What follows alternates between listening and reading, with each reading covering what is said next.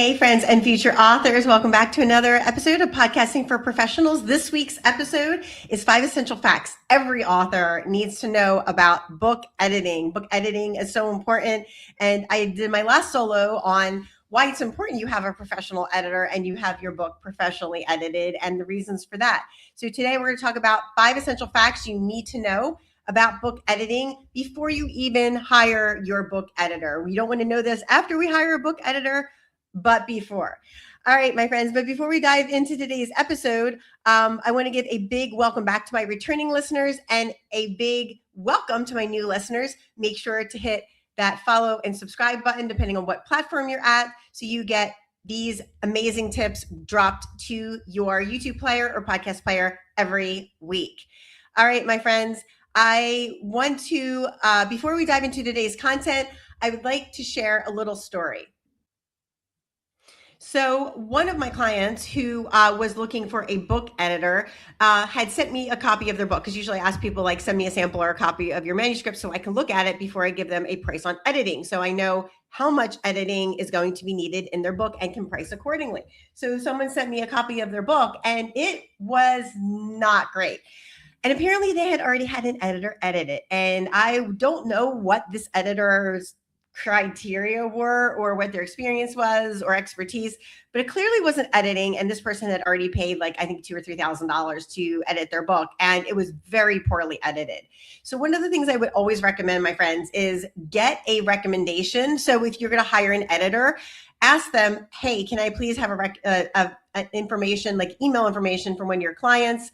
I would like to get their opinion on your editing. And if they say no, I would say move on to another editor. Like, I have clients who would be glad to just email, like I can just do a 3-way email, be like, hey, this person just wants information on, and how we did with editing your book. And of course, I always, ask my client first and say, hey, I have someone who's looking at editing. Is it okay if I share your email with them so they can ask you about your experience with me? And they typically say yes. And then I just introduce them and let them chat via email. And then that prospective client can find out if what the experience was with my editing. So I would recommend that if you are seriously considering hiring an editor, and you should be, and you're down to like maybe 3 to 5 editors, I would ask them for recommendations on work they have done. Now, it doesn't have to be paid work, because if it's a new editor, they might, just have a couple books, but they didn't get paid for them. That's perfectly fine.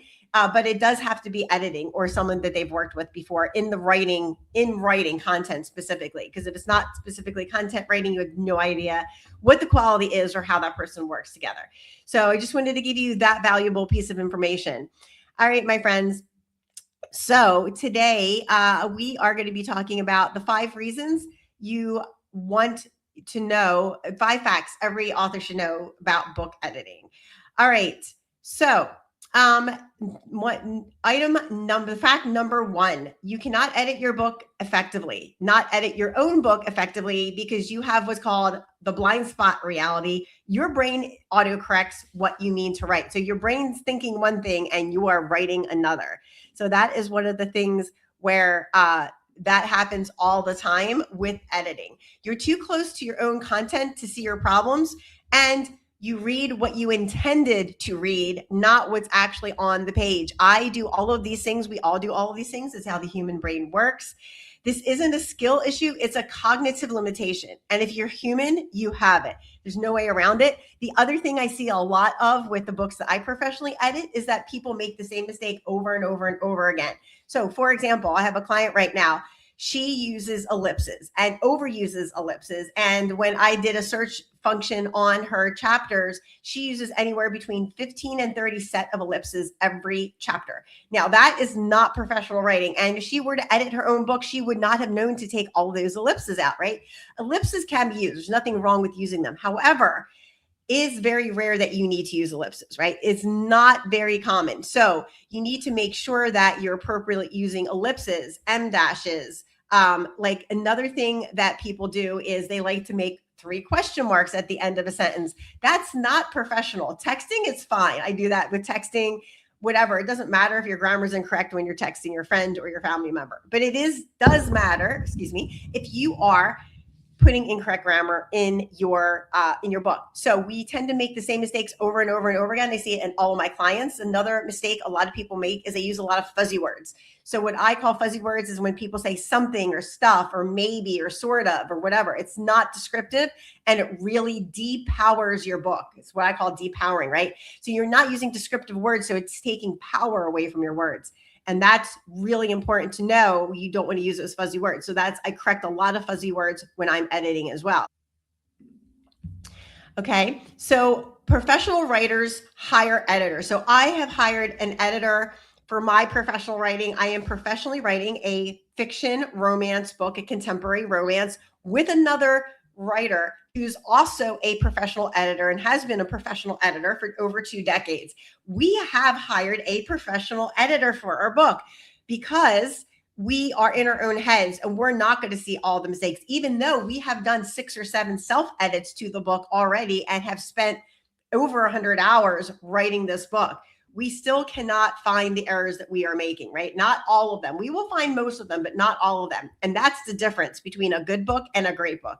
So make sure that you have a professional editor, right? Stephen King has editors. Malcolm Gladwell has editors. Your writing ability doesn't equal editing ability or editing success, and fresh eyes will catch what your familiar eyes are going to miss. So know that professional distance creates objectivity, and that is what helps to make your book a better book.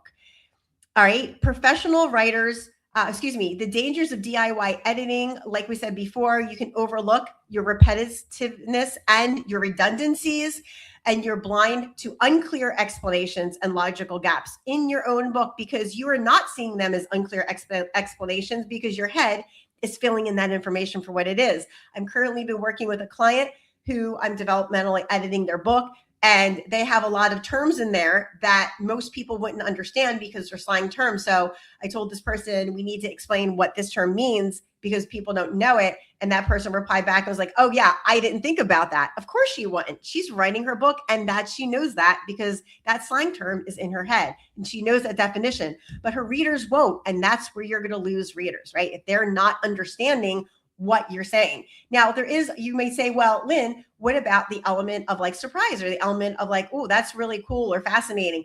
Yes, but you still need context and you still need to explain to your readers what is happening in your book. If you leave too much out, that's not mysterious. That's a reader that's not going to read your book any further than that point, right? Because they need to know enough background information. So keep that in mind.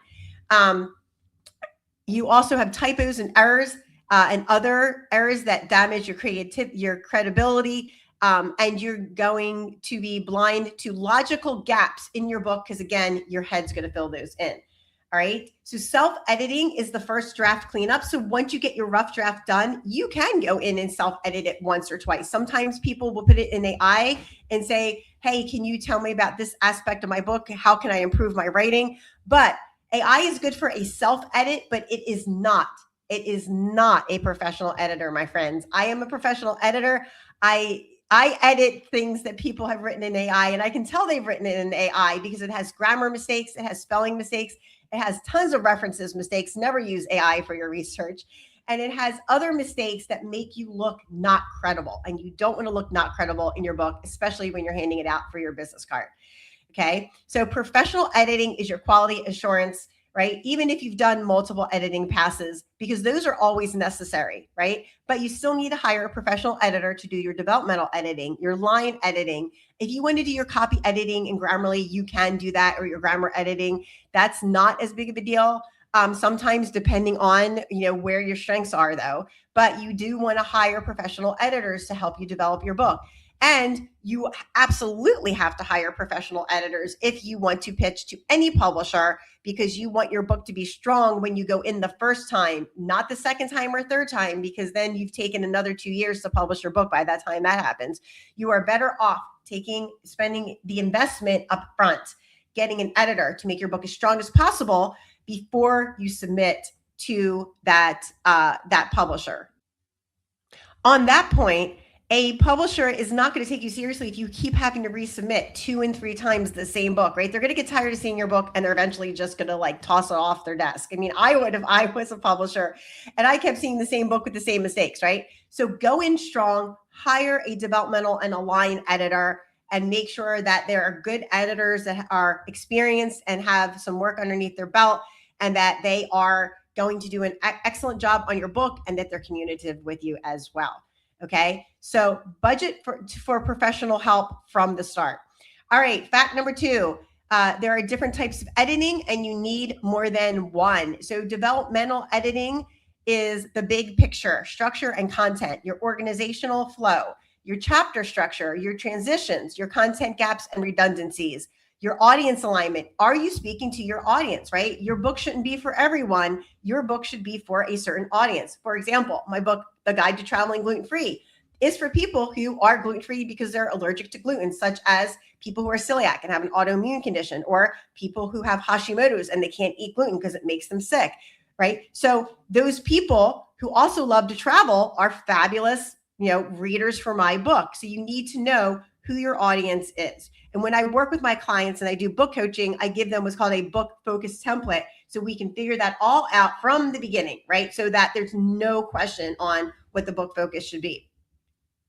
All right. Audience alignment, timeline. Your timeline shapes your entire book. So make sure that developmental editor is going to help you with the timeline. All right. So those are all the things the developmental editor will do. Line editing, sentence level clarity and style, sentence structure and flow, word choice and voice, pacing and readability, tone consistency. Okay. And then you get a line edit after your developmental edit. That's another mistake I see people make all the time. So I am with an organization called EFA. It's Editorial Freelancers Association. And I get work through there because people hire editors through EFA. And I have gotten queries. There's like, I've gotten a line edit. I actually just got a query today in my email inbox and says, I have hired a professional line editor and now I want to get a developmental editor. It's like, you literally just did that backwards. Like, you always want to hire a developmental editor first because you're going to change the content after the developmental editor. So that person just wasted their money getting a line edit because now they're going to have to add more content and get another line edit after their developmental edit. So developmental editing always comes first, and then you want to get your line editing. And third, you want to get your copy editing, which is your grammar, punctuation, spelling, and capitalization. You also want a style guide. This is a really big thing that I see a lot of people miss out on, is that they don't have a style guide. And I am going to do another different episode on what is a style guide and why you need one. So make sure you hit that like, follow, or subscribe button so that you get this dropped to you when you need it.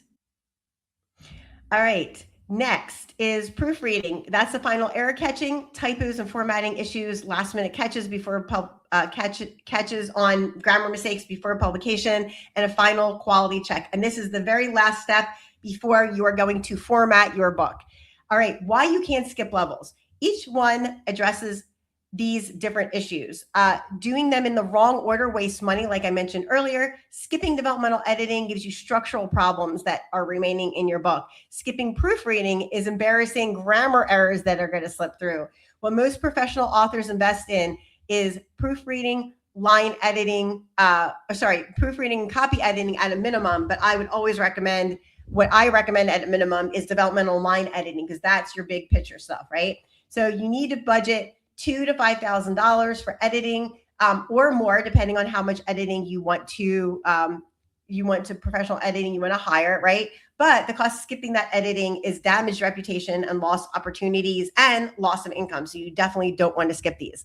All right, my friends, when we come back, we're going to do the other 3 essential facts every author should know about editing. So stay tuned. We will be back in just one moment.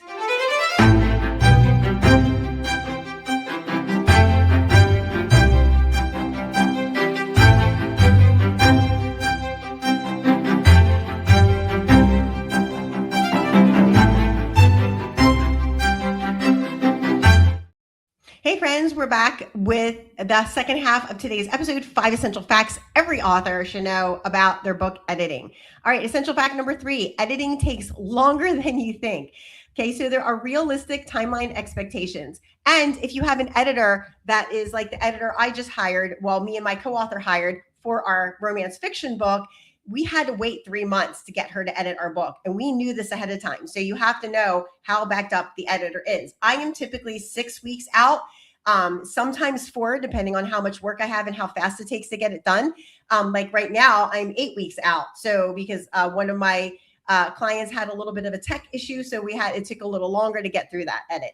So make sure you know in advance, ask the editor, how far out are you booking your work, so they know, right? But once your editor starts work, you should be able to have that done depending on the type of editing. So developmental editing typically takes around 4 weeks, line editing 2 to 3, copy editing 2, and proofreading 1 to 2, right? So it's depending on the type of editing you have, it's going to take a longer time. For me, it actually, those times are in half because I work really fast and I process information and I write 10,000 words a day. So for me, a developmental edit typically takes a week. So for me, it takes a lot shorter time. So if you're in a crunch, you definitely want to find out more about my editing. I would be happy to help you at writeforyou.me. Hit me up on the contact form or book a discovery call, and I can help you out with your dev editing in a much shorter amount of time if you're on a timeline crunch. Okay, but total time with professional edits is about 4 months. In that time, you can work on your marketing plan. You'll be going back and forth with your editor. There's lots of other things you can do for your book in that time. Buy your ISBNs. Okay, why rushing editing backfires? If you are rushing your editing, right? Rush jobs cost more and deliver less. Right? Errors are going to slip through because your timeline is compressed and your book deserves proper time for your refinement. All right, you have to planish your publishing timeline accordingly. Work backward from your launch date, add buffer time for your unexpected delays, account for your review time between editing stages, and look at any holiday and or vacations that you have and or your editor has that could impact your date that it's done. Now, if you have a talk or a speech, that definitely applies, right? Because you have to have your book out by a certain day. Or if you're a thought leader and you just want it to be out by a certain time because there's a time of the year that your industry does big launches, then that's really important. But some people don't have a strict timeline. And if you don't, then you don't have to worry as much about the timeline editing, although it will get really tedious if you have to keep waiting for people a long time. So still know how long it's going to take and how long you have to wait for that edit to happen. All right. So the revision loop reality is that editing is not once and done. Okay. You're going to receive an edited manuscript. You'll need to review it. Some sections are going to require an additional pass. Each editing stage might reveal another issue that you need to take care of in a future edit or the current edit. So build in time for review for your edits, right? So what I do with my clients is that I start to edit their work. I share them the document I'm editing. I tell them to please look at the edits. I will continue editing this way. If there's a way, if they have a question about the editing, I stop editing. We can meet on Zoom. We can talk about what it is that we need to change moving forward. I change those things for them, and then they continue to edit their work. And then at the end, I take they go through and do all their comments. And then once they are through their comments, we make a time together where we go over their work on Zoom live, real time, 1-to-1, and clean up any other edits or any other issues that they need. And then I clean them up, and then they have a finished editing job. So that's how that works with me. Every editor is different. So make sure that you know what your editor's process is. That's super, super important. Okay, fact number 5, good editing costs money and it's worth every penny. So a developmental edit can cost anywhere between 5 and 12 cents a word. A copy edit between 2 and 5 cents. A proofread is 1 to 3 cents. An average 60,000 word book is going to run you from $2,000 to $5,000. Okay, so editor experience, book complexity, timeline, and book length will affect your price, right? You're not going to pay the same for a 50,000 word edit as you are for a 100,000 word edit. So editors give you lots of different prices. You need to find one that's within your budget and has a decent amount of experience. So make sure you know that going in. If you are not giving an editor a lot of money, like for example, I'm part of the Editorial Freelancers Association, and people post jobs that they need for editing on there. So I go on there and like on a daily basis to see what jobs are listed. One time I saw a person, they said, I have a 60,000 word book. I have $500 to pay for someone to edit this. And it was like a line edit. And sure, you can pay someone $500 to line edit your book. Is it worth it? No, I would say save your money, because that's not going to be a quality edit. Anybody who's going to line edit your book that's 50 or 60,000 words for $500 isn't going to do a good job, right? Cheap editing is expensive because inexperienced editors miss critical issues. Poor editing damages your professional reputation, and one lost speaking opportunity because of that bad editing costs more than if you were to pay somebody for quality editing in the first place. Because remember, your book presents you for years to come, so invest accordingly in those years to come that your book is going to represent you. All right, fact number 5, there is an ROI for perspective for professional authors. So professional editing gives you higher speaking fees because your book is a better quality. Your quality book attracts better clients. Your quality book gets you more speaking gigs that pay you better and more media opportunities because you have a professional presentation, okay? Your investment comparison is editing versus damaged reputation, and editing versus not getting paid as much or not getting anything that you are going to be able to use. All right, some red flags you need to know as a bonus. 6th fact you need to know. Prices significantly below market rate. That is a red flag. Editors who don't specialize in your genre. That could be a red flag depending. Unclear about what's included in the price. Very big red flag. No contract or revision policy. If you don't know how many revisions you get and they're not clear on it, extremely big red flag. I can do it all editors who claim every specialty. Huge red flag, run the other way. I mean, I am a ghostwriter, right? But I don't do copy and proof. That is not my thing. I don't care how amazing the book is, copy and proof. I refer out to another editor that is a fabulous copy and proof editor. But I don't ever do copy and proof editing. It's not my thing. And so I do some like copy editing. If I'm doing line editing, I'll fix things that I see, right? But that's not a specialty for me, so I refer it to another editor. And anybody who says I can do it all, that is not true, right? That you can't do fiction and nonfiction really, really well. Like I do some fiction developmental editing, but that's it. Like I don't write fiction. For ghostwriting, I write it for my personal, but I don't do it for a client. I don't do line editing for fiction, copy or proof for fiction. So there's many things I don't do, but there are specialties I do work in, and that's nonfiction, ghostwriting, developmental editing, line editing, formatting, and book cover design. I also do book coaching because I know how to guide people, especially new authors, through the publishing process. All right, so make sure that you budget realistically for that, because the right editor makes all the differences. So that's really, really important to know that all of these things when you're looking for an editor. All right, my friends, this has been really great. I hope you have learned a lot from this episode. And remember, you are representing your book, and your book is representing you. So you need to make sure that you have the right quality book to put out there, especially if you're using this for your business calling card.